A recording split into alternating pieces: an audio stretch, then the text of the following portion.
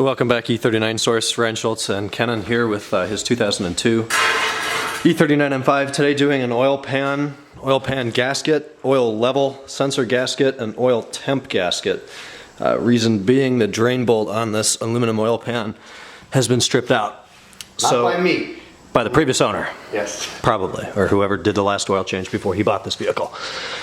So, firstly we need to gain access to the underside of the car here, and you can do that a couple different ways. You can use some ramps, you can use a hydraulic lift, you can use a jack and jack stands. We have a separate video on jacking, but there is a central jacking point on the M5 and the 540 with tubular front subframes. The inline 6, 525, 28, and 30 have square steel subframes, and it's actually a little easier to find. It's an actual rubber pad on the M5 and 540. It's the circular thing back behind the little drain door in the underpan here. So jack that up, and then we're going to use the side jack points to hold the car with some jack stands. These are Pittsburgh, I think they're 3 tons. And then we can loosen up the jack and get that out of here once it's safely supported. Then we're going to take off the under tray shield, and we'll go from there. From underneath the car, we've got the little cover off there. That would be how you change the oil. Kenan's going to talk to us about that. So this is normally the oil drain bolt. The previous owner, or somebody, it's a 13mm bolt, and it was that when I pulled it down, but then I realized the inside threads are much larger than what's supposed to be on there because the gasket did not fit, the copper crush washer did not fit. So somebody stripped it at some point and just put a bigger bolt in because that was the solution. It was a wonderful surprise to find. The next step we're going to do is remove the belly pan. You're just removing the center part, you're not removing the outer guides here. So all you have to do, there are 4 Phillips screws, one located here, one located here, and then the same on the other side. You pull that down, angle it down, and slide it back. These are the quarter turn Phillips. They should only turn a little bit, and they should stay in. They should stay in the actual belly pan itself when you loosen those up quarter or a half turn. See? These are kind of rusty. Yeah. Did that come down? Yeah.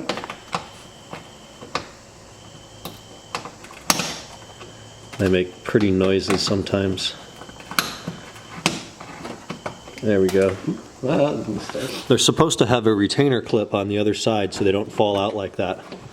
It's not a big deal. Just makes assembly easier when they're not. That one, yeah, the retainer clip's just put on the wrong side. Oh, was it? Oh, okay, we can fix that. All the same.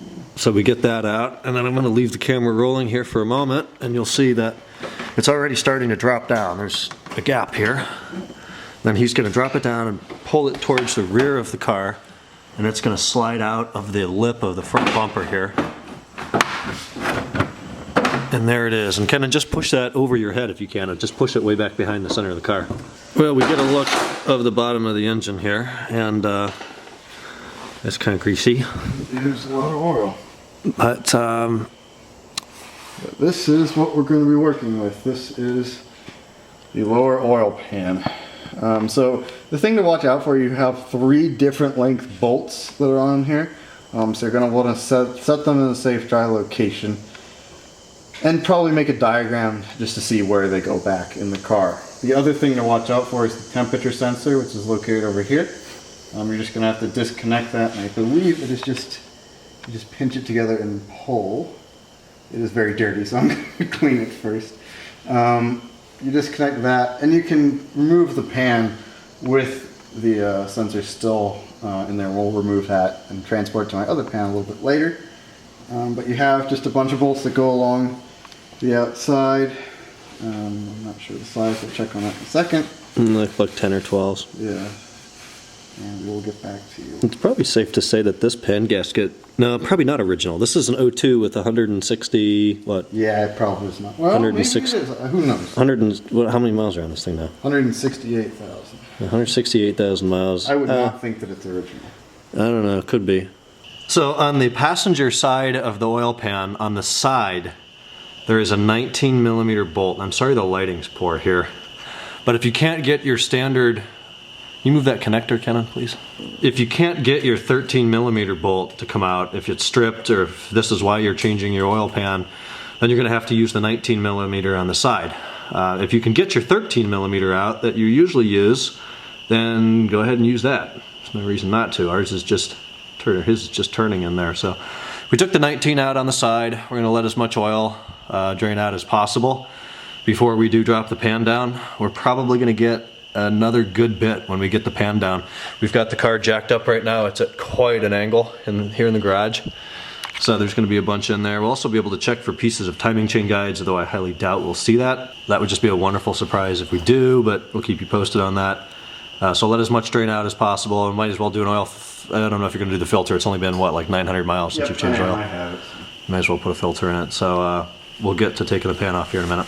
And now that the oil's all drained out, we're actually trying the 13mm bolt. I did get it to catch just for fun. It looks like the bolt caught and it's on its way out. That bolt's huge. That's way too big. That's not a stock bolt that's in there. We get more oil? Oh, a lot more oil. Yeah, that would have been fun. Wow, yeah, we would have had a real mess on our hands. You can get a better look. Actually, you can't. It's in the shadows, but right there is the 19mm drain bolt. Kenan, let's talk about, is that the temp sensor? Yes, this is a temp sensor. So what's that held in by? It's just held in, so on the other side we've got 3 10mm bolts, I believe. We had a electronic connection on that, so we disconnected that. It's up here and there. And it was just a squeeze clip, right? Yep, I found it best to use 2 needle nose pliers. There's quite a bit of dirt in here. You probably can't see it very well in the lighting, but there's a lot of dirt. Just kind of work at it. You know, again, this plastic is going to be very brittle because of where it sits and how hot this gets. A lot of heat cycles. Yeah, so just be aware of that. Have some sympathy. And then the sensor itself, we'll be doing that with the oil pan off the car. Yeah, that'll be easy. So we'll get a better view of that for you at that time. So all of the bolts along here are 10mm, and we were able to use a regular 6-point 10mm socket. We didn't need a deep well. Is that the final bolt, or is there one more? That's it. So that's the final bolt. And down comes the lower oil pan. And looks like the gasket, where does the gasket go? The gasket is right here. Stayed on the lower pan. Right. So using the cardboard that the new oil pan gasket came in, which is that gasket right there, we did an outline of the template and then put a hole for each of the bolts that we were going to use. And then a hole for the drain bolt. There's 2 different types of bolts. There's the long ones, as illustrated here on this corner, and the short ones. Let's see if we can get that in focus. Nope, not very well. Kind of. So the short or the long ones are only 1, 2, 3, 4, 5, 6, I believe 7. 7 of the long ones down on that corner.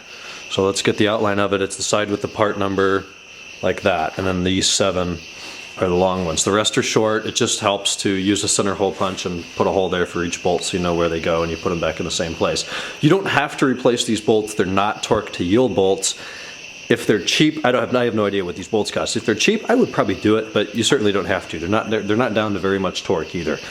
So that's what that looks like. So here's the oil pan, and the old gasket's on the oil pan, and that would be the temperature sensor, right, Kenan, that's put in the pan? Mm-hmm. I have not done the research on this. The gasket itself seems to be pretty well stuck onto the pan. That oil pan will probably be in a trash can in a couple hours, so I don't think we're too worried about that. Recycling bin would be. Recycling bin, of course. We're very green here at E39 Source. But that's how much oil stayed in there. We did have both drain bolts out. If we didn't take out the 13mm, it would have been about an additional ½ liter more than that. I think that it would have stayed in the pan, and as long as you bring the pan down from the upper pan levelly, you wouldn't have any ridiculous spillage. So, of course, we have to take a look up inside here and see what things look like. There is our oil pump, or at least part of it, that is siphoning or sucking the oil out. Then we have the tube here where the level sensor fits in. And we really can't tell. There's not a whole lot of knowledge that we can gain from here, I don't think.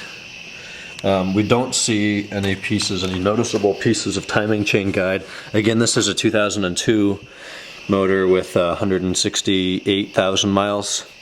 I'll get a better look down on that oil and make sure there's nothing in there, but at this point it looks very clean, as I would expect a 2002 engine to be. So before the new pan and gasket go on, we have to prepare the bottom of the upper pan. In this application here, we're using brake clean, along with a razor blade to make sure we have a really, really clean and perfectly level mating surface. Most of the material that needs to be scraped off locates itself right around the edge, so I'm just I'm focusing a lot of my efforts there. I also hit the outside of the upper pan with a bit of brake clean to try and just decrease the chances of any particles to get between the new gasket and the upper pan.